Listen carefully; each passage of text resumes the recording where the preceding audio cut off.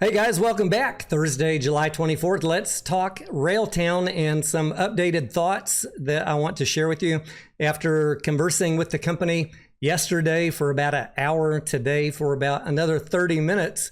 And I want to start off by sharing again, for those of you who aren't watching everything from this channel, the call out I did back on June 23rd for Railtown at 39.5 cents. Letting you know that if it pushed through that supply zone, it could be a great momentum trade. It did run up 78% from the time that I gave you guys that momentum trade heads up. Congratulations if you made money on that. Once the stock pushed up on July 8th, I put out another tweet letting you know to expect some resistance up there in a new supply zone. And we've continued to see that resistance with Railtown not being able to push through 62 cents and maintain it. Although if it does, again, that would be bullish. Whenever you can push through a supply zone, that is bullish, but we need to be cautious because they often tend to reject off of those supply zones. So that is why I put those two tweets out to help any of you who are looking for the best possible entry into this play. If you have been following my coverage or anyone covering Railtown, you know that Railtown is a non-revenue, well, pre-revenue AI company that has a acquisition deal that we're waiting on news for. So it's a speculative bet based on news updates on this acquisition. Railtown wanting to acquire AIP, and I've gone over that in previous videos. Depending on the details when that deal finally gets announced, that is going to decide what happens with the direction of how Railtown trades. What is the valuation given to AIP, and what is the structure of the deal? And that is what I've been talking with you guys about, just kind of getting you to think about these sort of things so that, you know, I don't want to influence anybody's trading. Most of y'all are rolling the dice on this one, and you know, hopefully it works out. The more I look at it, the better it looks, and we'll go over that a little more today. But nothing is a certainty until we actually see a company press release, and there are people out there guaranteeing you guys things like this thing is going to 10 or 20 or 50x. Maybe it will. I hope it does. But I don't cover OTC stocks like that. I will talk to you about momentum on the chart and what I'm seeing as far as potential good entries and exits, and I have done that. And then while we're waiting on news from the company, we can spend some brain cycles thinking about what are all of the possible ways that this could play out. Now, I'm an analytical person, right? My degree in college was in economics with minor studies in finance and banking. My corporate career was 15 years in engineering management, product development, product qualification, product launch. And I'm a guy who is analytical. And that pisses some of you guys off that I look at every possibility. But why do I do that? So that I can help myself, sometimes you guys, understand risk versus reward. Every trade we make is a bet on risk versus reward. And one thing I've learned over the past 4 years from talking to thousands and thousands of retail investors is that a lot of people just put no thought whatsoever into managing their risk. And managing risk can be done in a variety of different ways. It can be done by making sure you get a low entry on a play, or it can be done by managing the size of your trade. And if you don't want to manage risk, then, you know, there are people that buy stocks at any price and they put their entire life savings on the line, and sometimes that works out. And it's beautiful when it does. Many times it does not work out. And as we have seen from our fellow compatriots in the retail community and all of the wailing and gnashing of teeth that goes on out there, there are a lot of people that get devastated both personally, emotionally, financially from massive losses by not properly taking a look at risk.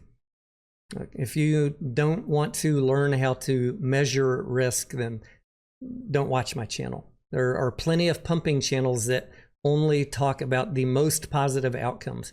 I love to see positive outcomes, but I try and manage my risk if I'm going in on one of those plays. And look, I go in on most of the trades you guys are in on, but I don't pump these non-revenue or money-losing companies with ridiculous price targets or dates telling you that it's going to 10x in 48 hours. All of the promises you hear in Railtown, maybe it will 10x. Maybe it won't. I can't tell you that. But what I can do is look at probabilities of various outcomes. And that's what I want to just kind of close out this video talking about. The high-level conversation that I had with the company and some additional thoughts that I've had about probability of outcomes on the AIP acquisition. When we're analyzing these companies, a lot of times they announce deals that do not work out. You guys have all seen those trades. People talk about, exciting acquisitions, and then months later, the acquisitions evaporate like they never existed. GTII being a case in point, but many of these companies. So I approach all of these kind of things very cautiously before I recommend them to you guys. And as I've said, if you've watched my Railtown videos, as I've dug into the board of directors of both Railtown and AIP, two of the best teams I've ever looked at in these type of trades. And I don't know why people keep on glossing over the good things that I say about Railtown and AIP. This is a very strong statement that I think both management teams appear very competent. And I also have told you guys that I believe that this deal will go through. There is good incentive for both companies to make the deal happen. As we discussed in the last video, the delay, I think, from February till now of why it hasn't happened yet has a lot to do with the two companies doing their own due diligence on each other, sharing the financials, and trying to lobby each other for valuation. And really the outcome, as I said at the beginning of this video, the outcome of how it affects anyone who is holding Railtown, including the insiders at the company, is going to come down to, I think, the valuation given to AIP. Now, in my talks with Railtown over the past couple of days, I am more of the belief that, like I said, management is competent and they are aware that having a less dilutive acquisition strategy would be preferred by everybody, shareholders and insiders of the company themselves. So I want to talk to you guys about the less dilutive solution here, the PIPE plus debt plus milestone based earnout. And I want to, it's the first bullet here in the blue, third-party financing. And I want to kind of go through one scenario from 2023 of how that looks. And then maybe we can dream a little bit about what potentially could happen with Railtown. So let's look at a real life example, one that is already transpired and is wrapping up with milestone earnouts right now, live. Over the last 2 years, let's see how it played out. We will get to the stock chart so we can see what happened in just a second, but the companies that we're talking about here are Sigma Additive Solutions and NextTrip, NextTrip, NextTrip Holdings. Back in October of 2023, they entered into a deal where a share exchange agreement where Sigma Additive Solutions and NextTrip agreed to a milestone earnout agreement. And those milestones are detailed here on your screen. And initially, this is very good for Sigma shareholders because there was very little initial dilution as part of this agreement. However, it does say down at the bottom, these are things you'll want to look for whenever the Railtown agreement comes out.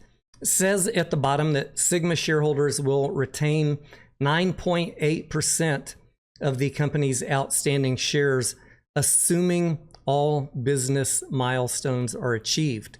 Now, those milestones don't happen immediately. So there was not immediate dilution to Sigma shareholders. In fact, you can see the dates here.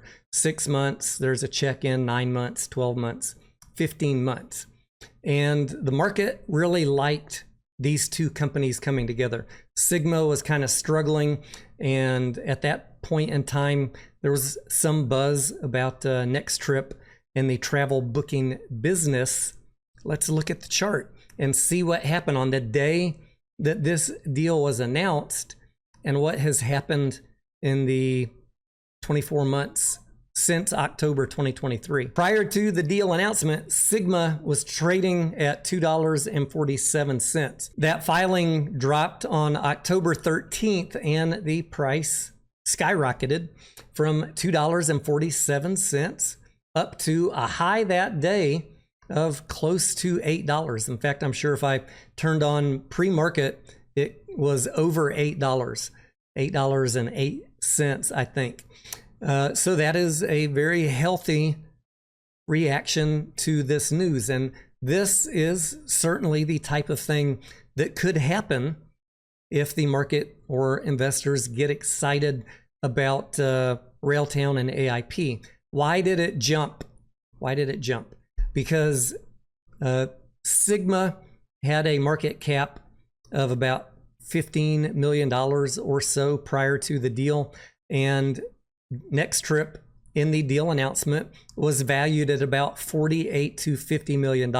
With NextTrip being valued at about $50 million, it made sense for the price to jump if people just did simple math in their head.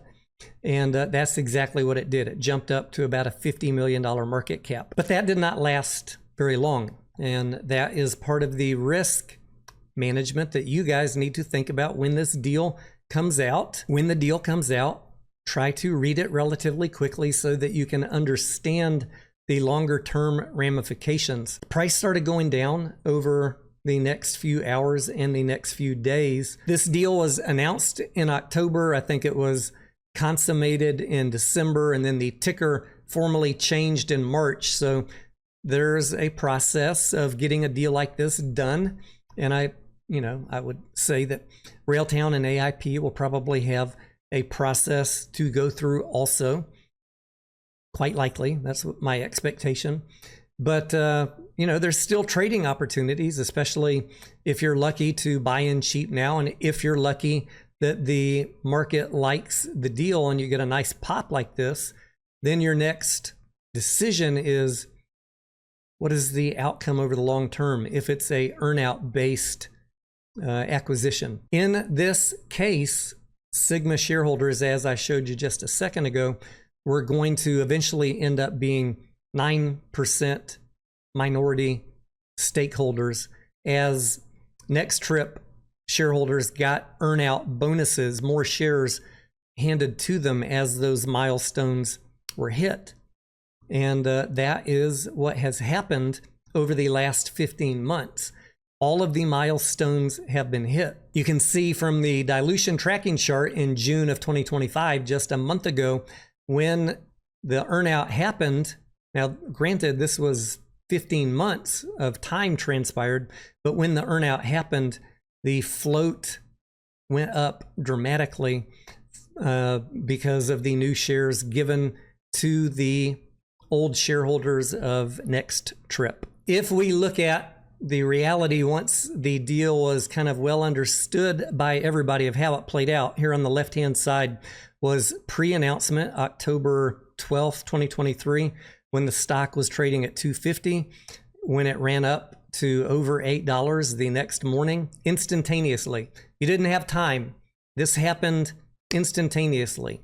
And that is something that maybe you want to think about if you're rolling the dice on Railtown. You might not have a moment to jump in and go buy more shares. I mean, that is a valid concern as you're managing, looking at risk versus reward. If you want to gamble on it and you have a positive outlook, maybe now's the time to buy, because if the market likes what happens with Railtown, maybe you get an instantaneous spike, just like happened right here. But once that was factored in over the next several months, as we scroll down over time, it fell from $8 all the way down to $1.48 by June of 2024. So what was that, 9 months? Because the market was seeing the milestones, seeing the progress, and beginning to anticipate the dilution, I think. But that is not the end of the story, and it is not all bad news with NextTrip and Sigma. Look here, another 6 months go by, and the stock goes back up in now January of 2025. So what is that? 15 months. 15 months after the initial agreement, the stock ran back up to $8, and then it ran back down again to $1.50. Same old thing. You never know what to expect.